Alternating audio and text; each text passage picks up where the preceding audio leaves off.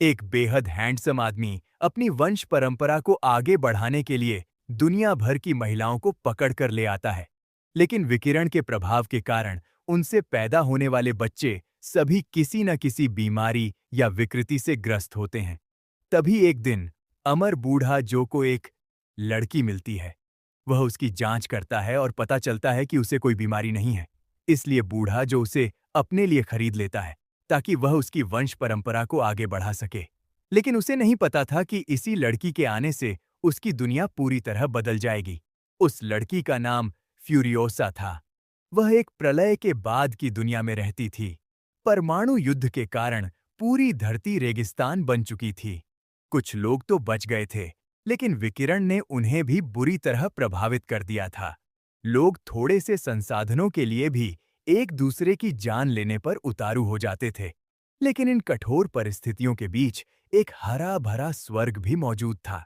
एक दिन फ्यूरियोसा पेड़ से फल तोड़ रही थी कि उसने कुछ अजनबियों को अपनी बस्ती में घुसते देखा। वह तुरंत नीचे उतरी और चुपके से उनकी मोटरसाइकिल के पास पहुंचकर ईंधन की पाइप काट दी।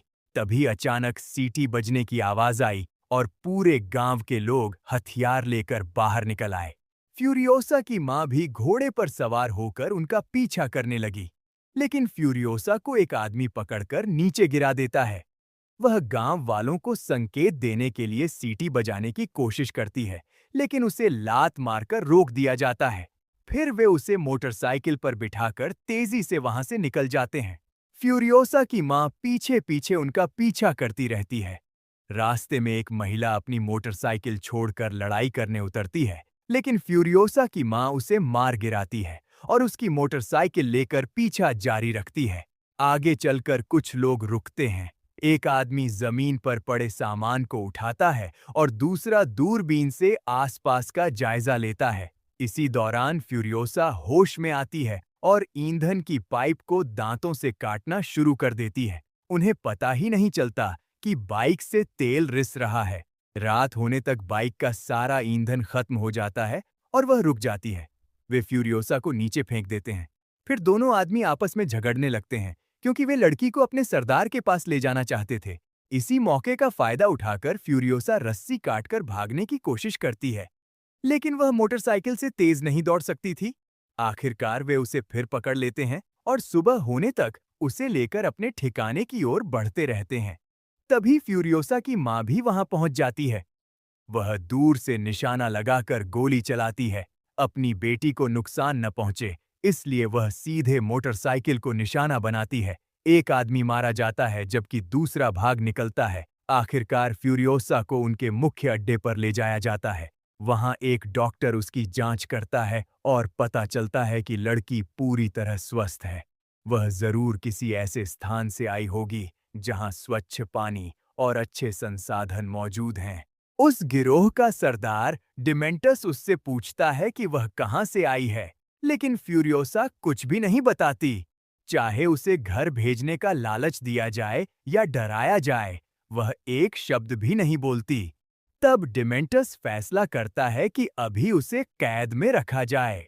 दूसरी तरफ फ्यूरियोसा की मां मारे गए आदमी के कपड़े पहनकर दुश्मनों के शिविर में घुस जाती है। वह चालाकी से पहरेदारों को धोखा देती है। पहरेदार उसके लाए हुए फलों में व्यस्त हो जाता है और तभी फ्यूरियोसा की मां हमला कर देती है। तंबू में मौजूद महिला उससे दया की भीख मांगती है और वादा करती है कि वह उसका राज किसी को नहीं बताएगी। फ्यूरियोसा की मां को उस पर तरस आ जाता है और वह उसे छोड़ देती है।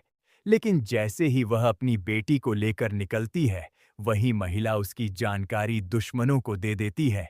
दुश्मन गोली चलाकर उनके पीछे रखे सामान को उड़ा देते हैं। मां और बेटी भागते रहते हैं और काफी दूर जाकर वह दुश्मनों के कपड़े उतार फेंकती है, लेकिन डिमेंटस उनका पीछा नहीं छोड़ता। वह दूरबीन की मदद से उनका लगातार पीछा करता रहता है। आखिरकार फ्यूरियोसा की मां एक घाटी में रुक जाती है। उसे पता होता है कि दोनों का बचना मुश्किल है, इसलिए वह फ्यूरियोसा को अकेले भागने के लिए कहती है और खुद दुश्मनों को रोकने का फैसला करती है। वह अपनी मोटरसाइकिल बेटी को दे देती है और खुद राइफल लेकर घाटी के संकरे रास्ते पर मोर्चा संभाल लेती है। जो भी दुश्मन आता है, वह उसे मार गिराती है। लेकिन दुश्मन चालाकी दिखाते हुए दूसरी दिशा से घेर लेते हैं। आखिरकार वह पकड़ी जाती है। फ्यूरियोसा ज्यादा दूर नहीं जाती। वह अपनी मां को बचाने के लिए लौट आती है, लेकिन यह डिमेंटस की चाल होती है। वह फ्यूरियोसा को मजबूर करता है कि वह अपनी मां को अपनी आंखों के सामने मरते हुए देखे। उसी क्षण फ्यूरियोसा के दिल में बदले का बीज बो दिया जाता है। समय बीतता है। डिमेंटस के पास सैकड़ों लड़ाके और वाहन होते हैं। वह अपनी सेना के साथ बड़े बड़े हमले करता है।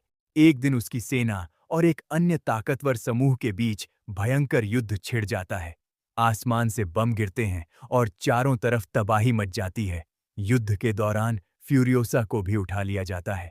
डिमेंटस उसे बचाने की पूरी कोशिश करता है, क्योंकि वह उसके लिए बेहद कीमती है। बड़ी मुश्किल से उसे बचा लिया जाता है और फिर वे वहां से भाग निकलते हैं। बाद में डिमेंटस ओनाइल टाउन पर कब्जा करने की योजना बनाता है। वहां से निकलने वाले ईंधन के काफिले पर हमला कर दिया जाता है। इससे उनके पास काफी संसाधन आ जाते हैं, लेकिन डिमेंटस की महत्वाकांक्षा इससे कहीं बड़ी होती है। वह चालाकी से ऑयल टाउन के लोगों को धोखा देकर वहां का नियंत्रण अपने हाथ में ले लेता है। जल्द ही इस खबर की गूंज पूरे इलाके में फैल जाती है। डिमेंटस अमर बूढ़े जो के साथ समझौता करना चाहता है, लेकिन उसी समय बूढ़ा जो फ्यूरियोसा को देख लेता है, वह समझ जाता है कि लड़की पूरी तरह स्वस्थ है और उससे स्वस्थ बच्चे पैदा हो सकते हैं। संसाधनों के बदले दोनों के बीच सौदा हो जाता है। फ्यूरियोसा को बूढ़े जो के हरम में भेज दिया जाता है। वहां मौजूद महिलाएं भी दुनिया की उन गिनी चुनी महिलाओं में थीं जो विकिरण से प्रभावित नहीं हुई थीं।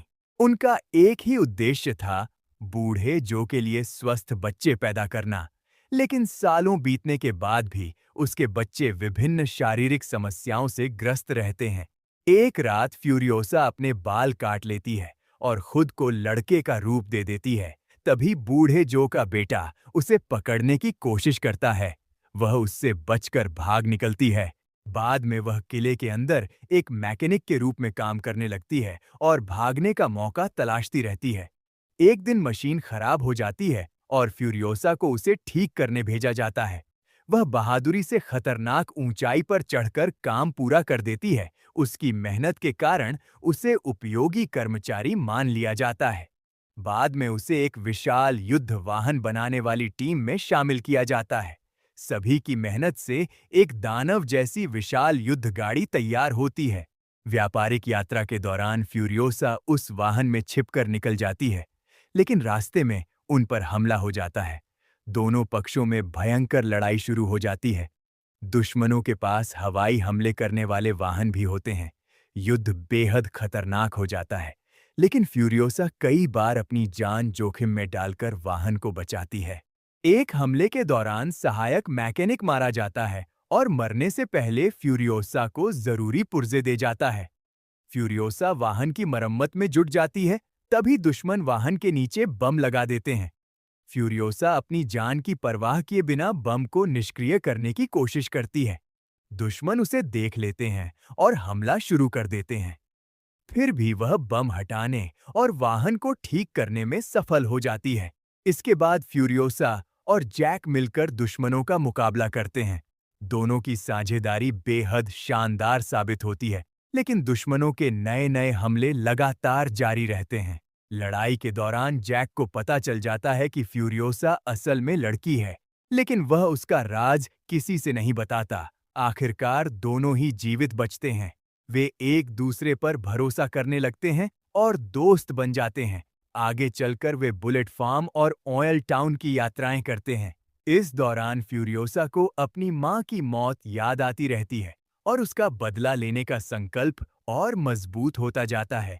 उधर बूढ़ा जो डिमेंटस को खत्म करने का फैसला कर लेता है और अपने सभी संसाधन युद्ध की तैयारी में झोंक देता है, जैक फ्यूरियोसा को घर वापस पहुंचाने का वादा करता है। बदले में फ्यूरियोसा उसे उम्मीद का प्रतीक एक बीज दिखाती है, लेकिन जल्द ही दुश्मन फिर हमला कर देते हैं। जैक और फ्यूरियोसा मिलकर उनका सामना करते हैं। युद्ध बेहद खूनी होता है। आखिरकार फ्यूरियोसा जैक को बचाकर वहां से निकल जाती है। दोनों अपने सपनों की जगह तक पहुंचना चाहते हैं, लेकिन डिमेंटस उनका पीछा नहीं छोड़ता। डिमेंटस उन्हें पकड़ लेता है। वह जैक को फ्यूरियोसा के सामने यातनाएं देकर मार डालता है। फ्यूरियोसा किसी तरह बच निकलती है और बूढ़े जो के किले तक पहुंच जाती है। वह बूढ़े जो को डिमेंटस की साजिश के बारे में बताती है। इसके बाद दोनों सेनाओं के बीच लंबा और भीषण युद्ध छिड़ जाता है। यह युद्ध कई दिनों तक चलता है।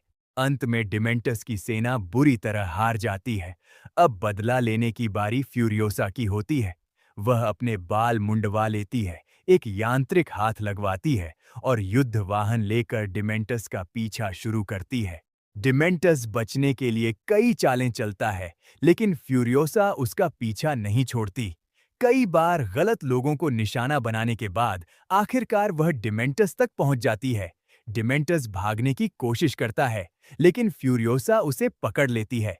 वह उसे मानसिक रूप से तोड़ देती है और उससे उसकी पहचान याद दिलाती है। जब डिमेंटस उससे पूछता है कि वह कौन है, तब फ्यूरियोसा उसे अपनी मां की हत्या की याद दिलाती है।